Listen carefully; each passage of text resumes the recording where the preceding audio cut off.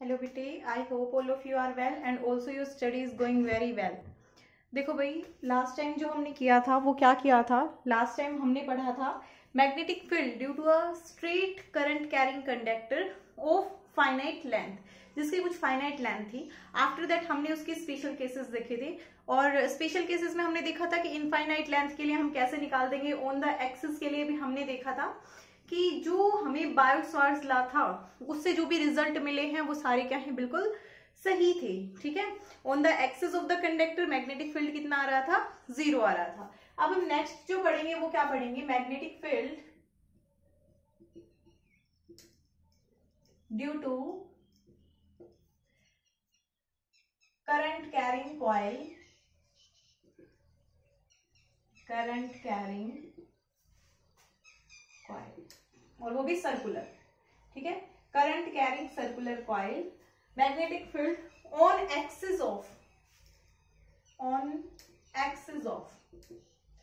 Of current carrying, carrying लिख दिया ठीक है, करंट लिख देते हैं अब। ठीक है, देखो तो magnetic field due to magnetic field on axis of current carrying circular coil. आज हम ये टॉपिक पढ़ेंगे। हमारा टॉपिक है ये। हम एक चीज हम देख चुके हैं, एट द सेंटर हमने देख लिया था।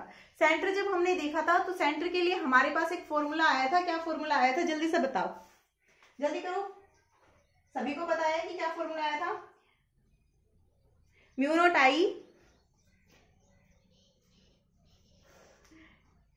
Not upon 4 pi to mu naught upon 4 pi 2 pi I upon are.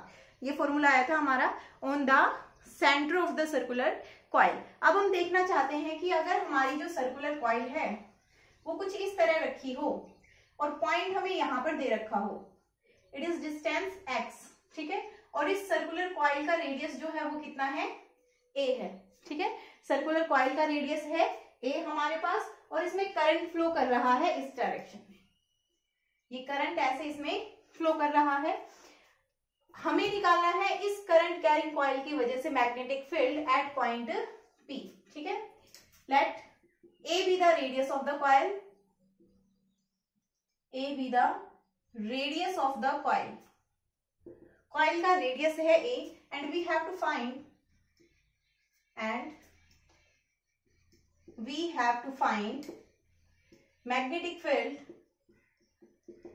magnetic field at a point P, which is at a distance x from the coil। हमें P पॉइंट पर magnetic field निकालना है और ये जो P point है ये x distance पर है, किससे, सर्कुलर कॉइल से। ठीक है, अब हमें तो क्या पता है, हमें छोटे छोटे करंट एलिमेंट्स की वजह से पता है, और वो हम किसकी वजह से लगाते हैं, उसमें हम क्या यूज करते हैं, बायो-सावर्ट्स लॉ। तो हम क्या करें, इस कॉइल को इनफाइनाइट नंबर ऑफ छोटे छोटे करंट एलिमेंट्स में डिवाइड कर लें, आइडियल, और फिर सबका क्या कर दें, सम कर दें। तो हम छोटा सा मैग्नेटिक फील्ड लिख सकते हैं। ये मैंने मान लिया यहाँ पर DL। ठीक है, तो ये हो गया मेरे पास छोटा सा करंट एलिमेंट IDL। अब इस करंट एलिमेंट की यहां से जो डिस्टेंस होगी वो कितनी होगी, इस पॉइंट से, इसको मैंने मान लिया है R। ठीक है, ये मान लिया है। अब देखो, ये जो यहाँ पर एंगल बना रहा है, ये थीटा एंगल, ये कितना होगा, आप लोग सोचो जल्दी से, कितना एंगल होगा ये। देखो, ये आपके पास क्या है, कॉइल है मान लो। ठीक है, कॉइल है और इस तरह से ये रखी हुई है, इस तरह से रखी है। आपको ये इसकी एक्सिस है, आपको निकालना है इसकी एक्सिस के ऊपर। तो जहां पर मार्कर की टिप है वहां पर क्या है, वो पॉइंट है। तो अगर मैं पॉइंट से ऐसे करूं तो देखो ये एंगल कितने का है, चाहे यहां पर बना लो, यहां पर बना लो, तो जो एंगल होगा ये देखो कितने का एंगल दिखाई दे रहा है ये आप लोगों को, करंट एलिमेंट के साथ। करंट एलिमेंट इधर, क्योंकि वो बिल्कुल छोटी सी लेंथ है। अगर ये इतनी सी लेंथ है तो इसमें देखो परपेंडिकुलर है ये, तो ये वाला जो एंगल है ये कितना है, 90 डिग्री। ठीक है, 90 डिग्री, और ये 90 डिग्री इसके साथ है, आइडियल। ठीक है, आइडियल और आर के बीच में है 90 degree angle between ideal and R कितना है, इज 90 डिग्री। ठीक है, फ्रॉम बायो-सावर्ट्स लॉ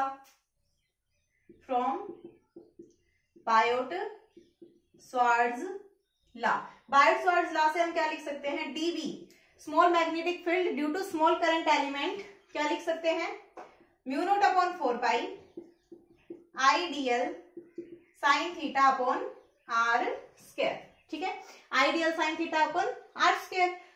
यहाँ पर साइन थीटा, थीटा की वैल्यू तो कितनी है 90, आई और डीएल के बीच, आई डीएल और आर के बीच में एंगल कितना है 90 डिग्री है, तो साइन थीटा यहाँ पर क्या हो जाएगा 1, साइन 90 1, इसका क्या आ जाएगा mu naught upon 4 pi I dl. R निकालो यहाँ से, ये एक राइट एंगल ट्राइंगल है, राइट एंगल ट्राइंगल है तो आर कितना आ जाएगा, ए स्क्वायर परपेंडिकुलर का स्क्वायर प्लस बेस का स्क्वायर और अंडर द रूट, यही आएगा। आर स्क्वायर अगर आप लोगों को निकालना है तो दोनों साइड स्क्वायर कर दो, आर स्क्वायर बराबर ए स्क्वायर प्लस एक्स स्क्वायर, ये आपके पास आ जाएगी आर स्क्वायर की वैल्यू, यहां पर पुट कर दो a square plus x square, तो ये आपके पास आ गया magnetic field due to a small current carrying element of the circular coil.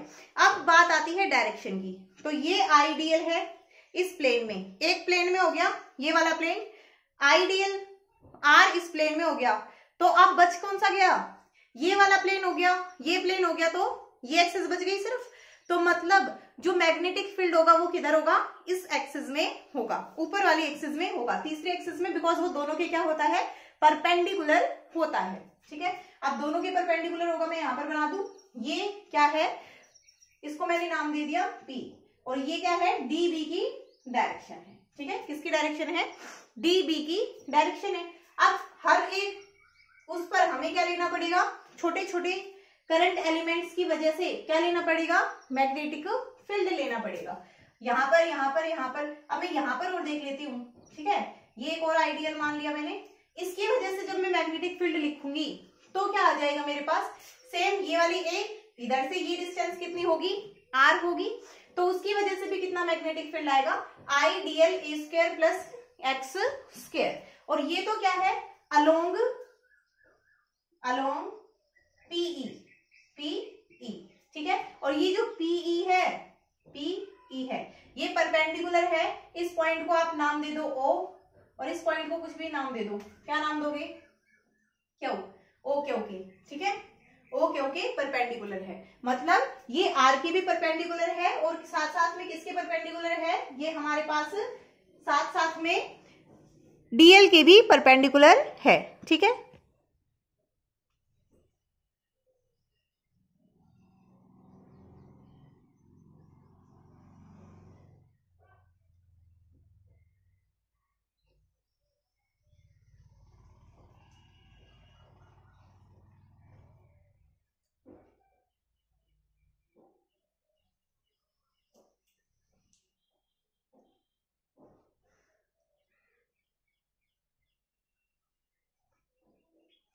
अब हमें निकालना है नीचे वाले की वजह से मैग्नेटिक फील्ड। ठीक है, नीचे वाले करंट एलिमेंट की वजह से मैग्नेटिक फील्ड निकालनी है, तो जब नीचे वाले करंट एलिमेंट की वजह से मैग्नेटिक फील्ड निकालेंगे तो यहाँ पर देखो ये कितना है हमारे पास, इस पॉइंट पर क्यू पॉइंट पर ये आया, एट पॉइंट क्यू मान लो। ठीक है, एट पॉइंट, लेकिन या फिर due to current element at Q. ठीक है, अब मैं due to current element at R इसकी वजह से निकालना चाहूं तो उसको मैं डीबी डैश मान लू, डीबी डैश क्या आ जाएगा, mu naught upon 4 pi I dl sine theta upon A square plus x square. Sine theta will be same condition, sine theta कितना हो जाएगा 90 डिग्री, तो ये क्या हो गया mu naught upon 4 pi I DL A square plus में x square, ये हो जाएगा हमारे पास करंट एलिमेंट की वजह से मैग्नेटिक फील्ड। ठीक है, कौन से वाले करंट एलिमेंट की वजह से, इसकी वजह से। अब जब इसकी वजह से निकाल रहे हैं हम, तो इसकी भी वो क्या आएगा परपेंडिकुलर आएगा, एक तो इधर की प्लेन में हो गया, और ये आर हमारे पास इस तरह से जाएगा, तो वो दोनों के क्या आएगा परपेंडिकुलर। अब इन दोनों के परपेंडिकुलर बनेगा यहाँ पर। ठीक है, तो ये अलोंग पी एफ, ये किस तरह है अलोंग पी एफ। अगर मैं सिर्फ मैग्नीट्यूड की बात करूं तो मैंने यहां से देखा कि डी बी किसके बराबर है, डी बी डैश के, इसको इक्वेशन 1 दे दो और इसको इक्वेशन 2, फ्रॉम 1 एंड 2, 1 एंड 2 से क्या है, dB किसके बराबर है, dB डैश के बराबर है। अब dB और dB डैश दोनों बराबर हैं और दोनों का ही मैग्नीट्यूड कितना है, mu naught upon 4 pi IDL upon a square plus x square. ठीक है, ये है हमारे पास। अब मैं इसको इतना इतना लिख देती हूं यहां पर कि दोनों की वजह से कितना आया था उसको, dB बराबर dB dash mu naught upon 4 pi IDL a square plus x square. ठीक है, अब मुझे कंप्लीट क्या करना है, ये तो मुझे छोटा सा टुकड़ा मिला, मुझे क्या करना है, इंटीग्रेशन। उससे पहले ये देखो, अब ये सारे क्या हैं, परपेंडिकुलर डायरेक्शन में, अलग अलग डायरेक्शंस में हैं, तो मैं क्या करना चाहूंगी, इनको जो इफेक्ट है इनकी डायरेक्शन अलग अलग है ना, तो जब डायरेक्शन अलग अलग होती है तो हम क्या करते हैं, उनको रेक्टेंगुलर कंपोनेंट्स में तोड़ लेते हैं। तोड़ लो इसको रेक्टेंगुलर कंपोनेंट्स में, एक तो इधर आएगा, ठीक है, ये एंगल फाई, ये एंगल फाई। अब ये वाला जो कंपोनेंट है ये तो क्या बनेगा, dB, इधर जो आएगा ये कंपोनेंट जो आएगा वो तो क्या बनेगा हमारे पास, dB साइन फाई। ठीक है, dB साइन फाई। ठीक है, और ये वाला जो बनेगा ये क्या बनेगा, dB कोस फाई। यहां पर ये बनेगा dB cos phi, dB dash, और इधर जो बनेगा इसकी वजह से वो क्या बनेगा, dB डैश साइन फाई। अब dB डैश दो बार, इसका कंपोनेंट भी इधर ही है, इसका कंपोनेंट भी इधर ही है, तो इस पूरे कॉइल पर आप जितने भी छोटे छोटे करंट एलिमेंट लोगे, उन सब करंट एलिमेंट्स की वजह से जो कोस कंपोनेंट आएगा वो तो हो जाएगा कैंसिल आउट, और जो साइन कंपोनेंट्स आएंगे वो क्या हो जाएंगे, सारे सम अप हो जाएंगे।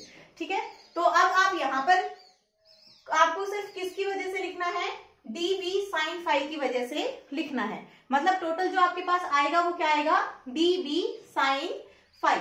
अब देखो ये आपके पास कितना एंगल है, ये कंप्लीट एंगल कितना है, 90 डिग्री। साइन फाई की वैल्यू चाहिए अब हमें, तो टोटल जो मैग्नेटिक फील्ड आएगा वो क्या आएगा, dB साइन फाई, और इसका इंटीग्रेशन आएगा। अब साइन फाई की हमें वैल्यू चाहिए, साइन फाई की वैल्यू चाहिए, साइन फाई की वैल्यू चाहिए, तो ये फाई है, ये टोटल कितना है 90 डिग्री, तो ये वाला जो एंगल बनेगा ये कितना बन जाएगा, 90 माइनस फाई। अब ये और ये कितने हैं आपके पास, 90 डिग्री है, तो ये 90 माइनस फाई है, तो ये कितना बन जाएगा, फाई बन जाएगा। ठीक है, अब आपको साइन फाई की वैल्यू निकालनी है, तो साइन फाई क्या आ जाएगा, इस ट्रायंगल से क्या ट्रायंगल बनी है, POQ, in triangle POQ sine phi क्या आ जाएगा, perpendicular upon hypotenuse, a over a square plus x square. ये आपके पास किसकी वैल्यू आ गई, साइन फाई की वैल्यू आ गई। यहां पर dB और साइन फाई दोनों की वैल्यूज पुट कर दो, mu naught upon 4 pi IDL a square plus x square, और साइन फाई की जगह क्या आ जाएगा, a square plus x square under the root, और इसका करना है आपको इंटीग्रेशन। जो जो चीजें कांस्टेंट है सारी चीजों को बाहर निकाल लो, b बराबर म्यू नॉट अपॉन में 4 पाई, i भी कांस्टेंट है, a कांस्टेंट है, over a square plus x square, इसकी पावर 3/2। यहाँ पर पावर 1 है, यहाँ पर पावर हाफ, दोनों का क्या हो जाएगा, सम हो जाएगा, पावर कितनी हो जाएगी, 3/2। ये हो गया हमारे पास dl। अब dl का आपको इंटीग्रेशन करना है, तो dl क्या है, पूरे इसके सरकमफ्रेंस पर ही तो लेंगे ना हम छोटे छोटे करंट एलिमेंट्स, तो dl का जब इंटीग्रेशन करेंगे तो क्या आ जाएगा, इसका सरकमफ्रेंस, और एक ऐसा सर्कल जिसका रेडियस r है उसके सरकमफ्रेंस का फॉर्मूला क्या होता है, 2 पाई इंटू रेडियस, तो ये क्या हो जाएगा, mu naught upon 4 pi i a square plus x square की पावर 3/2, और यहाँ पर क्या आ जाएगा, 2 पाई a। अब a के ये था, एक a यहां से आएगा, तो क्या हो जाएगा, 2 पाई a स्क्वायर, dl बराबर 2 पाई a। ठीक है, अब ये हमारे पास फॉर्मूला आ गया, magnetic field due to a current carrying circular coil on its axis at a point P which is at a distance x from the center of the coil. ठीक है, परपेंडिकुलर डिस्टेंस है उसका x centre of the coil से। और r क्या है, r है current element की जो डायरेक्शन थी, ठीक है, करंट एलिमेंट जिस डायरेक्शन में था। अब ये किस डायरेक्शन में है, तो ये किस डायरेक्शन में है, देखो सारे dv sin फाई वाले कंपोनेंट्स ऐड अप हो रहे हैं, तो ये क्या है, along the axis of coil, along the axis of coil, coil की एक्सिस के साथ and away from the centre, centre से away, away from the centre, ठीक है, दिखाई दे रहा है अभी नीचे दिख रहा है। तो ये क्या हो गया, हमारे पास मैग्नेटिक फील्ड आ गया है। अब हम कर लेते हैं इसके स्पेशल केसेस। स्पेशल केसेस में हमने सबसे पहले तो हम अपना वही स्पेशल केस करेंगे कि अगर ये सेंटर पर होता तब क्या था, सेंटर पर होता तब क्या था। तो सबसे पहले हम स्पेशल केसेस करेंगे क्योंकि हमने वो पढ़ रखा है ना पहले से कि सेंटर वाला है तो क्या होगा हमारे पास। अब देखो ये तो हो गया एक कॉइल एक ही टर्न थी, अगर ऐसा हो कि नंबर ऑफ कॉइल्स हो, नंबर ऑफ टर्न्स हो, तो फिर क्या हो जाएगा, फिर हो जाएगा उसमें b बराबर mu naught upon 4 pi 2 pi आई ए स्क्वायर ओवर ए स्क्वायर प्लस एक्स स्क्वायर 3/2 और इसके साथ n और मल्टीप्लाई हो जाएगा, ठीक है, मतलब जितने नंबर ऑफ कॉइल्स है उतने से आप उसको मल्टीप्लाई कर दोगे, उतना आपके पास मैग्नेटिक फील्ड हो जाएगा। अब स्पेशल केसेस देखो, special cases when point is at centre, point is at centre, centre पर अगर पॉइंट होगा तो x की वैल्यू क्या हो जाएगी, 0 हो जाएगी, x की वैल्यू 0 हो जाएगी तो यहां से निकाल दो म्यू नॉट अपॉन 4 पाई, x की वैल्यू आप लोगों को यहाँ पर 0 पुट करनी है, 2 पाई आई ए स्क्वायर अपॉन में ए स्क्वायर और इसका 3/2, क्योंकि यहाँ पर 0 का स्क्वायर तो 0 हो जाएगा, तो ये क्या आ जाएगा आपके पास mu naught upon 4 pi 2 pi आई ए स्क्वायर अपॉन में ए की क्यूब, क्यूब से स्क्वायर कैंसिल, वही फॉर्मूला आ गया जो आप लोगों ने निकाला था, mu naught upon 4 pi 2 pi I upon में ए, ठीक है, मतलब जो हमारा केस है वो बिल्कुल क्या है, आंसर है वो बिल्कुल सही है, आंसर मैच भी हो रहा है, हमने स्पेशल केसेस भी देख लिए, ठीक है। अब नेक्स्ट है आपके पास कि अगर x इतनी दूरी पर लाई करे, second case, if x is equal to a, अगर x कितनी दूरी पर लाई करे, a डिस्टेंस जितनी दूरी पर लाई करे, तो b क्या हो जाएगा mu naught upon 4 pi 2 pi आई ए स्क्वायर ओवर ए स्क्वायर प्लस ए स्क्वायर की पावर 3/2, यहां से क्या आ जाएगा mu naught upon 4 pi 2 pi आई ए स्क्वायर ओवर 2 ए स्क्वायर की पावर 3/2, ठीक है, ये आ जाएगा आपके पास। इस किस केस में आ जाएगा, ये तब आ जाएगा आपके पास जब क्या हो, कितनी हो आपके पास x a डिस्टेंस पर आपके पास लाई करे, ठीक है, x की जो दूरी है, x की जो वैल्यू है वो किसके बराबर हो, a के बराबर हो, ठीक है। अब देखो नेक्स्ट है, नेक्स्ट जो है हमारे पास वो है कि अगर जो हमारा पॉइंट है, पॉइंट नंबर 3 जो है स्पेशल केस वो क्या है, 3rd, अगर if x is greater than a, x बहुत ही ज्यादा दूरी पर लाई करे, ठीक है, और बहुत बड़ा हो a के कंपैरिजन में, तो क्या हो जाएगा, हम x के कंपैरिजन में a को नेग्लेक्ट कर सकते हैं, उस केस में क्या हो जाएगा b बराबर mu naught upon 4 pi 2 pi I A square over a को हम क्या कर सकते हैं, नेग्लेक्ट कर सकते हैं इन कंपैरिजन टू x, तो ये हमारे पास आ जाएगा स्क्वायर से under the root cancel, mu naught upon 4 pi 2 pi I 2 I pi a square upon में x की क्यूब, पाई ए स्क्वायर क्या होगा, पाई ए स्क्वायर बराबर area of the coil, area of the coil, ठीक है। अब यहाँ पर देखो म्यू नॉट अपॉन 4 पाई, अब किसी बच्चे के मन में ये डाउट तो नहीं है कि मैडम ने नीचे तो कैंसिल कर दिया, ऊपर नहीं किया, नीचे इसलिए कर दिया क्योंकि हम x के कंपैरिजन में नेग्लेक्ट कर रहे हैं, ऊपर x थोड़ी ना है, होता तो उसको कर देते। यहाँ पर देखो 2ia, अब अगर नंबर ऑफ टर्न्स होती, n नंबर ऑफ टर्न्स होती तो क्या आ जाता हमारे पास 2NIA x की क्यूब, और इसको हम लिख सकते हैं म्यू नॉट अपॉन 4 पाई 2m x की क्यूब। ठीक है, वेयर जहां पर m बराबर है NIA बराबर मैग्नेटिक डाइपोल मोमेंट। ये क्या है आपके पास? मैग्नेटिक डाइपोल मोमेंट है। ठीक है, किसी भी कोई भी मैग्नेट होता है वो कितना मैग्नेटिक फील्ड प्रोड्यूस कर रही है, इसके बारे में ये हमें बताता है। ठीक है, अब इसका मतलब क्या हो गया हमारे पास? इसका मतलब ये हो गया हमारे पास कि जो हमारे पास करंट कैरिंग कॉइल है ना, we can consider current carrying coil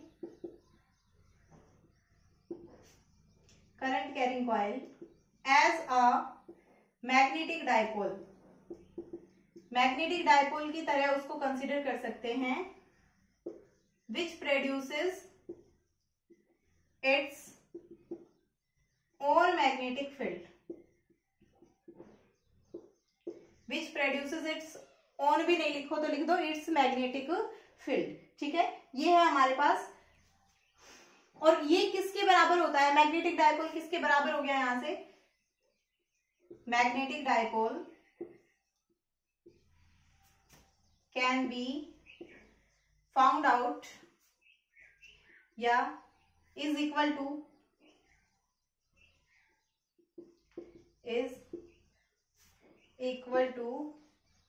number of ampere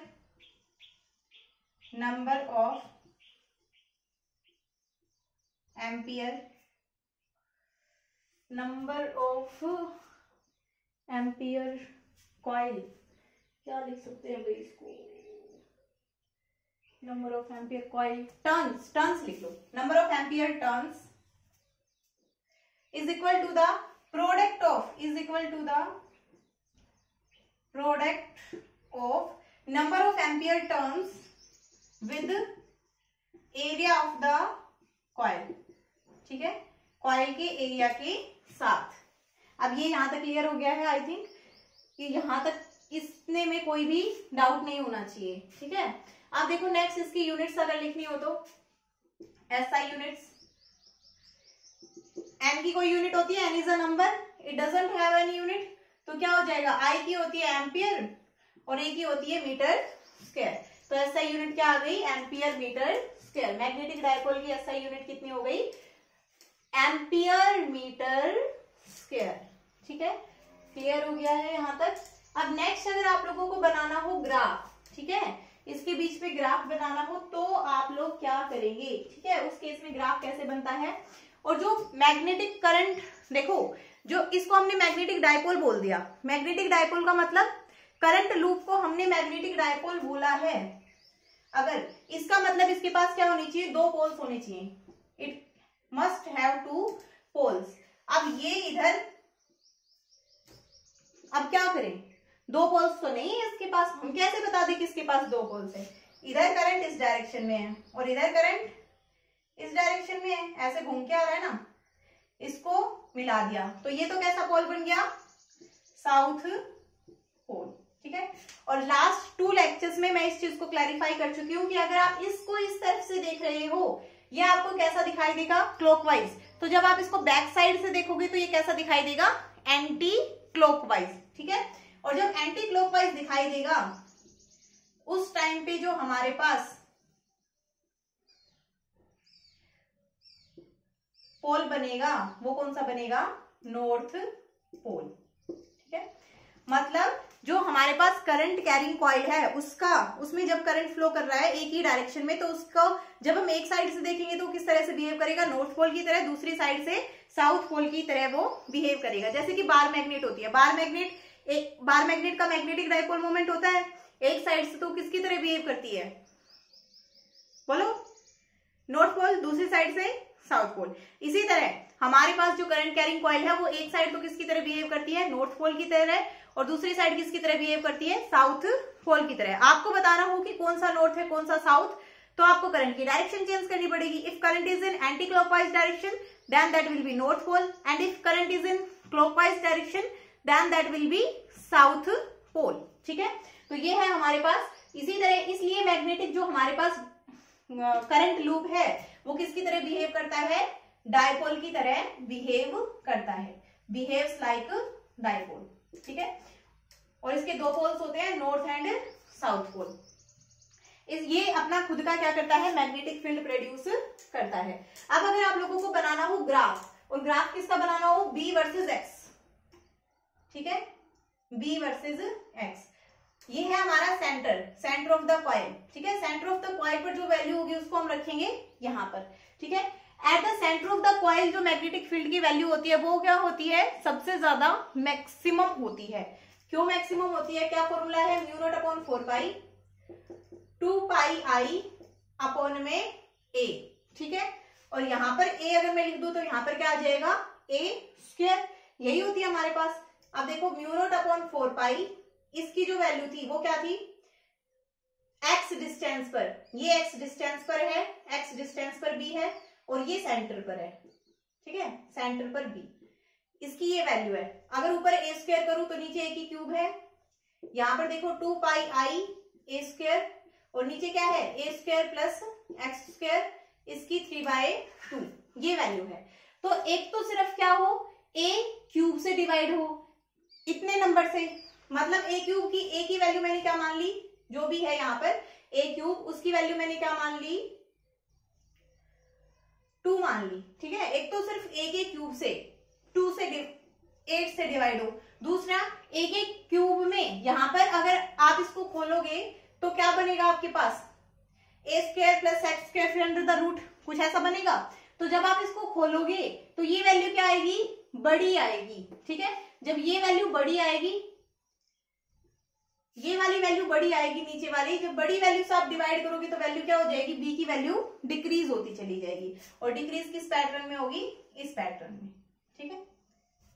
और इन्फिनिटी पर जाकर जब एक्स इनफाइनाइट हो जाएगा तब क्या हो जाएगी, वैल्यू 0 हो जाएगी। तो ये हो गया आपके पास एक्स वर्सेस बी का ग्राफ, ये कॉइल के लेफ्ट साइड में, ये कॉइल के राइट साइड में, ठीक है।